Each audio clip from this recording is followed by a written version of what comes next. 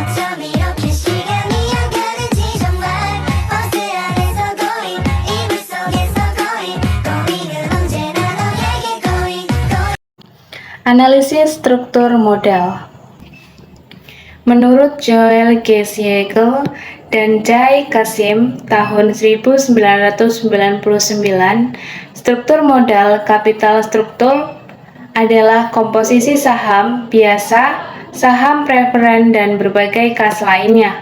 Laba yang ditahan dan utang jangka panjang yang dipertahankan oleh kesatuan usaha dalam mendanai aset. Sehingga dapat dimengerti bahwa struktur modal merupakan gambaran dari bentuk proporsi finansial perusahaan, yaitu antara modal yang dimiliki yang bersumber dari utang jangka panjang atau long-term liabilities dan modal sendiri yang menjadi sumber pembiayaan suatu perusahaan.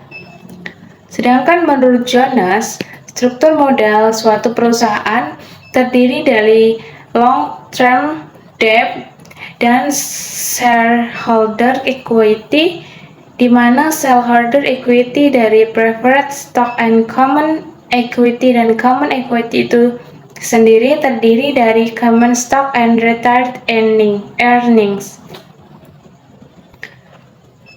Pembagian dan kebijakan struktur modal. Menurut Martin, Petty et al.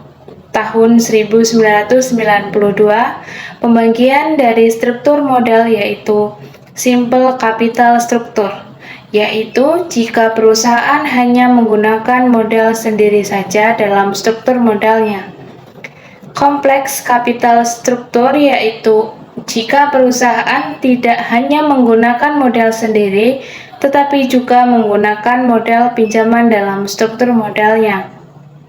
Menurut Subramanyam dan John J. Will menegaskan bahwa untuk perusahaan dengan struktur modal sederhana diwajibkan satu penyajian laba per lembar saham yang dihitung sebagai berikut.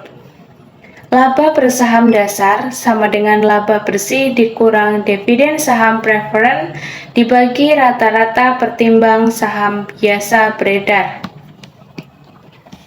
Faktor yang mempengaruhi struktur modal. Adapun faktor yang mempengaruhi struktur modal yaitu bentuk atau karakteristik bisnis yang dijalankan. Yang pertama ada ruang lingkup aktivitas operasi bisnis yang dijalankan.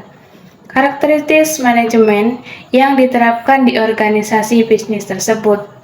Yang nomor 3, karakteristik kebijakan dan keinginan pemilik. Kondisi mikro atau makroekonomik yang berlaku di dalam negeri dan luar negeri yang turut mempengaruhi pengambilan keputusan perusahaan.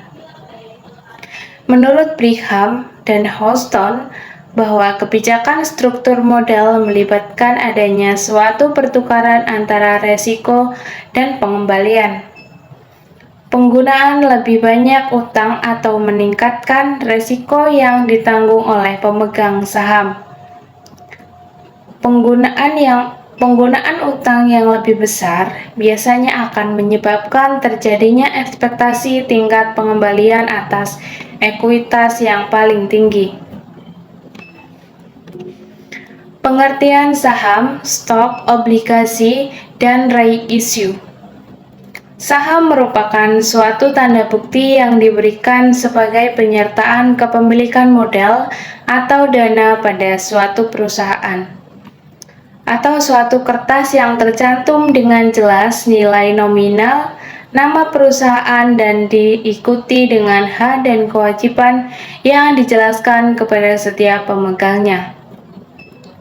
Sedangkan obligasi merupakan suatu surat berharga yang dijual kepada publik untuk dicantumkan berbagai ketentuan yang menjelaskan berbagai hal seperti nilai nominal, tingkat suku bunga, jangka waktu, dan lainnya yang terjelaskan dalam undang-undang yang disahkan oleh lembaga yang terkait.